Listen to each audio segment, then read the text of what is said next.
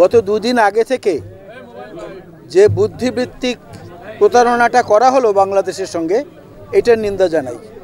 কারণ এখানে শুকনো খড়খড়া মাটি ছিল, সেই মাটিগুলো যাতে আন্তর্জাতিক মিডিয়ার মাধ্যমে সারা বিশ্বের কাছে প্রতিবেশী দেশের প্রতারণার চিহ্ন হয়ে না থাকে, এজন্য অল্প কিছু পানি ছেড়ে জায়গাগুলিকে ডুবিয়ে দেওয়া হয়েছে।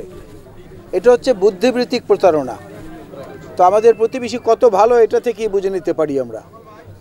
বাংলাদেশের মানুষের জীবন মরণের প্রশ্ন এই তিস্তার প্রত্যেকটি জায়গা থেকে, যদি আপনি শিলিগুড়ি থেকে দার্জিলিং পর্যন্ত যান, পথে পথে দেখবেন কিছুক্ষণ পরপরই জলবিদ্যুৎ উৎপাদনের জন্য সেখানে ড্যাম দেওয়া হয়েছে। অসংখ্য ড্যাম সেখানে তৈরি করা হয়েছে। পশ্চিমবঙ্গ সরকারই এটা আমাদের সঙ্গে করছে। আর দিল্লির কেন্দ্রীয় সরকারের কথা আর কি বলবো। মনে হচ্ছে যেন আমরা এখানে যে একটা অবধারিত নীতি প্রতিবেশী পরিবর্তন করতে পারবো না, এই কারণে যা খুশি তাই তারা চাপিয়ে দেবেন। কিন্তু বাংলাদেশেরও যে একটা চরিত্রগত বৈশিষ্ট্য আগে ছিল, সেটা পুনরায় ফেরত এসেছে যে আমরা বিদেশিদের কাছে বন্ধু চাই, প্রভুত্ব চাই না। এই কথাটা প্রমাণ করার জন্যই তিস্তা পাড়ের আজকের এই সমাবেশ। সারা তিস্তা জুড়ে যেখানে যেখানে তিস্তার শাখা প্রশাখা গিয়েছে সেখানেই এটা হচ্ছে।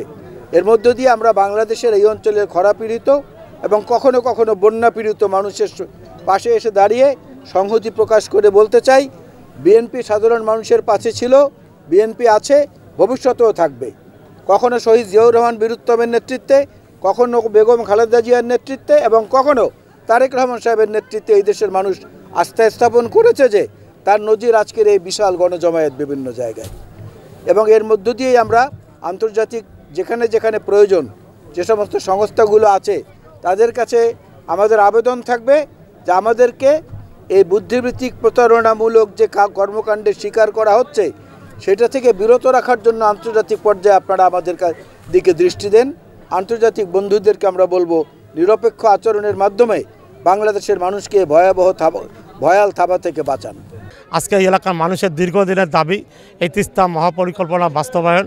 আজকে এই এলাকার জনগণ ঐক্যবদ্ধ এবং আমরা আজকে 48 ঘন্টার অবস্থান কর্মসূচি ঘোষণা করেছি এবং আমাদের এই এলাকার মানুষের যে আজকে হাহাকার অবস্থা, আহাজারি, দীর্ঘদিনের এই চর অঞ্চলের মানুষ তারা নদী ভাঙ্গনে আজকে গরিব হয়ে গিয়েছে, তারা আজকে বেকার হয়ে গিয়েছে, আজকে তাদের কর্মসংস্থান অভাব সৃষ্টি হয়েছে।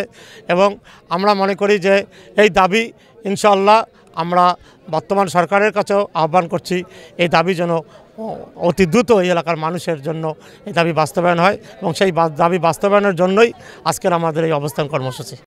যে উজানে ভারত সরকার এবং ভারত সরকারের যে ব্যারেজ আছে সেই ব্যারেজ থেকে আমাদেরকে পানি ঠিক সময়ে দেয় না, সময় মতো আমাদের যে হিস্সা সেই হিস্সা প্রদান করা হয় না। সেজন্য আমরা মনে করি যে একটি প্রকল্প হওয়া উচিত, যে প্রকল্পের মাধ্যমে এই তিস্তাপাড়ের মানুষের হাজার হাজার হেক্টর ধুধু বালুচর যেন বন্যা কবলিত এলাকা থেকে মুক্ত থাকে এবং কৃষিজীবী অন্ততপক্ষে হয়ে তাদের জীবন জীবিকা নির্বাহের পথ তারা খুঁজে পায়। এই তিস্তা মহাপরিকল্পনা বহুদিন থেকে আমরা শুনে আসতেছি, কিন্তু আজকে আমরা এখানে বড় সমাবেশে আমরা শুনছি, এখানে যোগ দিছি এবং তিস্তা নদী নিষ্কাশনের জন্য আমরা মনে করেন বিশ্বের কাছে আমরা অনুরোধ জানাই। আমাদের এই সময় দেখেন পানির দরকার, আর এখন ধুধু ময়দান করতেছে, শুধু কোনো নদীর কোনো পানি নাই। তিস্তা নদীর পানি যখন পানির দরকার তখন পানি আমাদের এখানে দেয় না, আর যখন পানির দরকার নেই তখন পানি দেয়, নদী খুবই তখন ভাঙন শুরু করে দেয়।